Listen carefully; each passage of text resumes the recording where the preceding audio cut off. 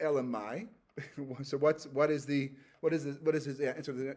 Rather, Hakadosh Baruch Hu will raise up a king who will be gozer gezeras like Haman, and the Jewish people will be forced to do tshuva. So the question is, really machlokas? Are they really arguing over here? They both agree that tshuva is necessary.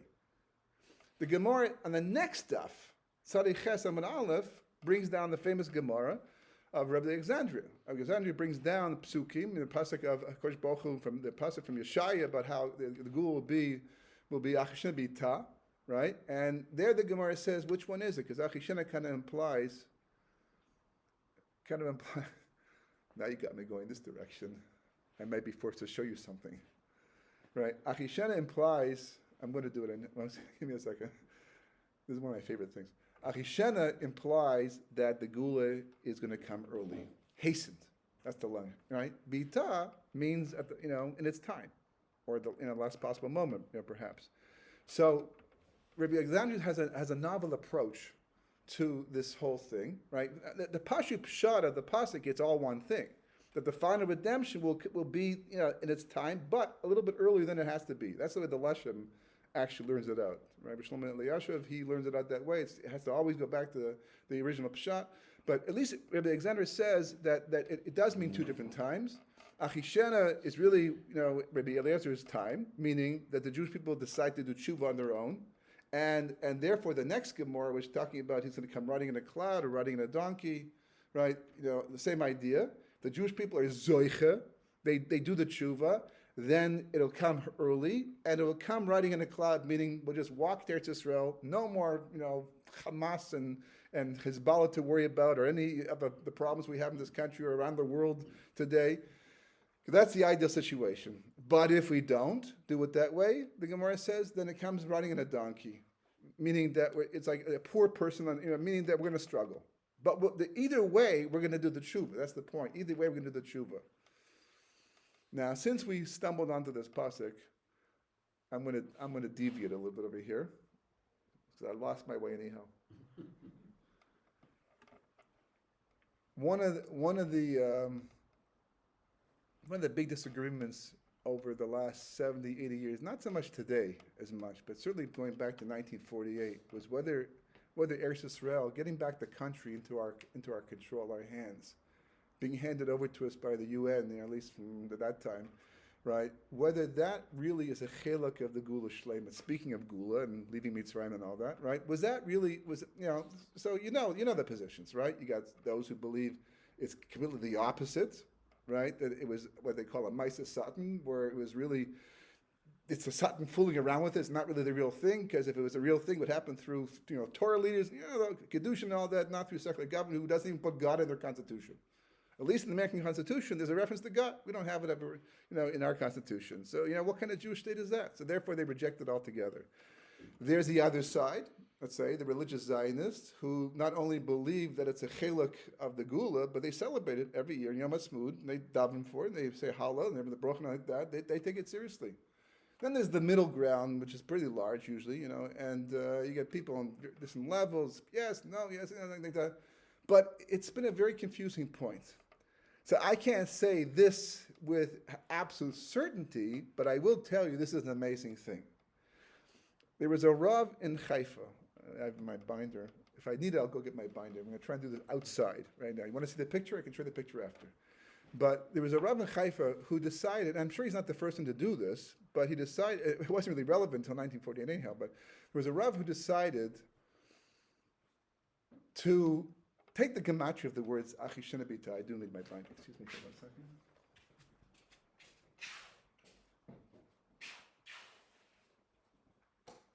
Just for reasons like this.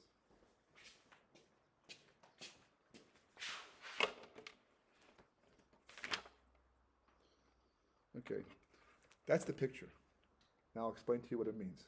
Okay, this is the pasuk, right? Ani Hashem Bita Achishena. That's the pasuk, Mishaya. He took the gematria of the words Bita Achishena. So the gematria of Bita is 377. The gematria, you heard this before at all? No? Right, the gematria Achishena is 374. If you add them together, you get 851. Total, the two words, okay? What's the big deal? The number is a little familiar because if you look in, I think it's Parshas V'eschanan, where it's talking about, it says, what's the lashon, V'shinantam? Not V'shinantam, but Yoshantam. One of those, but Vinoshantam, I think is the word, basically. And it's talking about the Jewish people, how they'll grow old in the land and that, of course, Baruch. And Rashi brings it down. He says that the Gematria Vinoshantam is 850. Because the Jewish people were sinning. They were doing the opposite of the Ratzon of HaKadosh Baruch Hu. They weren't doing what they were supposed to do in the land. They mechal the land. And if they had stayed that way for 852 years, Hashem would have destroyed the Jewish people. That's how close we came to destruction. So instead, once again, he took us out early. After 850 years, he took us out so that the base of Mikdash was destroyed instead of us. That's why it's in this week's Parsha. Actually, the Medrash brings down Dafka this week's Parsha. It mentions the word Mishkan twice because Mishkan is really Mashkan, and the Mishkan was like a Mashkan for the Jewish people, meaning it was in place of us. There's so many different points coming in my head as I'm talking to you right now. It just takes so much time to go through all of them. But the point is that 851 is very close to that. So maybe there's some kind of connection, some kind of like, but it's off by one. Okay? But this Rav, and I don't even know who it was because I got this from a friend of mine, I have a chavrusa on Zoom who lives in Ma'alot, and he was one who heard it, so I didn't hear it. He heard it, and he told it to me. So I wouldn't have heard it if he hadn't told it to me. That's the first piece of Hashgacha Pratis over here. Okay, he shared it with me. And this Rav worked out, and he said, well, first of all, what is the official date that the UN decided that the state of Israel should be a homeland for the Jewish people? What was the official date? 11/29/47. Good for you. That's not what most people think. Because the official announcement was the 5th of Iyar, 5748, next year. Think about 6 months. But the actual date that the UN voted and decided that Israel can have its homeland back, right, is Tes Zayin Kislev Taf Shin Ches. That's the date. Now, he added up the gematria of these words. Now, first of all, I have to understand, Kislev is written with a yud. Kislev is an Aramaic name. That name, the month, was taken by most of our names of our months were taken from the Babylonians, so it's Aramaic, and it's written with a yud. Kof Samach Lamed Yud Vav. We don't write the yud basically, but it's part of the name. Okay, so he took the full name, and you don't add the hey by the year because since the millennium only changes once every 1,000 years, we know it's the it's the 6th millennium. So therefore, when we write a date, we write Tav Shin Ches. We don't write Hey. You can write Hey Tav Shin Ches. We don't have to. No one does that. No one's really known to do that, b'chala whatsoever. So you add the gematria of all of that, right? The Tes Zayin, which is 60, and Kislev, which is 20 plus 60 plus 30 plus 10 plus 6, and Tav Shin Ches, which is 400 plus 300 plus 8, and the gematria of all of that came to 850, which is, neat, fascinating.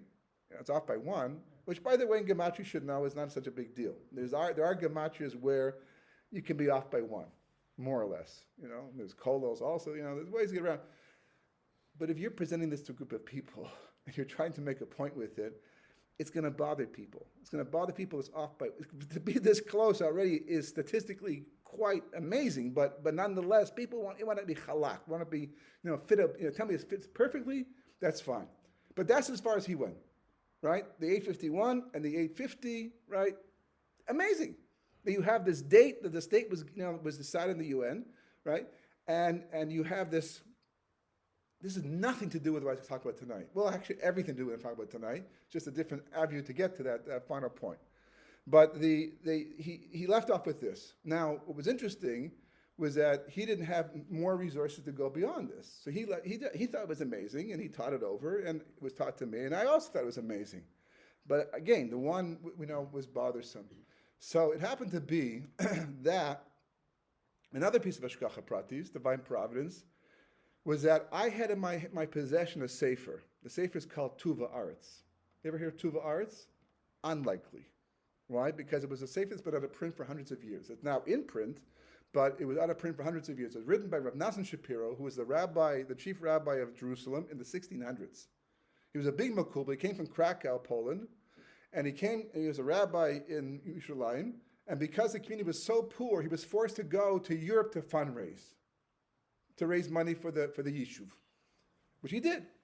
And as divine providence would have it, while he was there, he got too sick to return.